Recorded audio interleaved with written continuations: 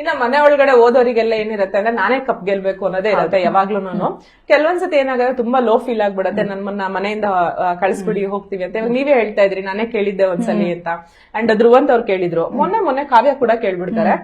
ಅಂದ್ರೆ ಯಾರ ಮನೆಯಿಂದ ಹೊರಗೆ ಹೋಗ್ಬೇಕು ಅಂದ್ರೆ ಅವ್ರ ಹೆಸರು ತಗೊಂಡ್ಬಿಡ್ತಾರೆ, ಅವ್ರು ನಾನೇ ಹೋಗ್ಬೇಕು ಅಂತ. ಅಷ್ಟೊಂದು ಇಮೋಷನಲಿ ವೀಕ್ ಆಗ್ಬಿಟ್ರ ಕಾವ್ಯ ಒಳಗಡೆ? ಅಂದ್ರೆ ಅವ್ರು ಅಷ್ಟೊಂದು ಲೋ ಆಗೋದಕ್ಕೆ ಏನ್ ರೀಸನ್ ಆಯ್ತು ಅಂತ?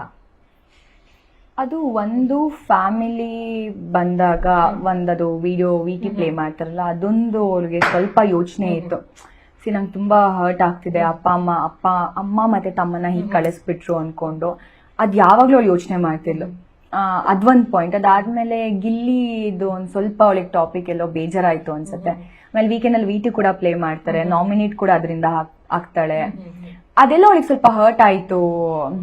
ಗಿಲ್ಲಿಯಿಂದಾನೇ ಅವಳು ಅಂತ ಪಾಯಿಂಟ್ಸ್ ಬಂದಾಗ ಅವಳಿಗೆ ಎಲ್ಲೋ ಹರ್ಟ್ ಆಯ್ತು ಅಂತ ನನಗೆ ಅನಿಸ್ತು. ಅಂಡ್ ಕಾವ್ಯದ ಜೊತೆ ಅಷ್ಟೊಂದು ನಾನು ಮಾತಾಡ್ತಾ ಇರ್ಲಿಲ್ಲ. ಸೊ ಅಷ್ಟೊಂದು ನಾನು ಅವಳು ಕೇಳೋಳಿದ್ದೆ ನೆಕ್ಸ್ಟ್, ಯಾಕೆ ಕಾವ್ಯ ಮತ್ತೆ ಗಿಲ್ಲಿ ಜೊತೆ ವೈಬ್ ಆಗ್ಲಿಲ್ಲ ನೀವು ಅಂತ ಹೇಳಿ? ಆತರ ಏನಿಲ್ಲ, ಅದೇನೋ ನನಗೆ ಗೊತ್ತಿಲ್ಲ. ನನಗೆ ಯಾರೋ ಒಬ್ರ ಜೊತೆ ಆ ಕನೆಕ್ಷನ್ ಬಿಲ್ಡ್ ಆಗಿಲ್ಲ. ನಾನು ಜಾಸ್ತಿ ಟ್ರೈ ಮಾಡಕ್ ಹೋಗಲ್ಲ ಮಾತಾಡ್ಬೇಕು ಅನ್ಕೊಂಡೆಲ್ಲ.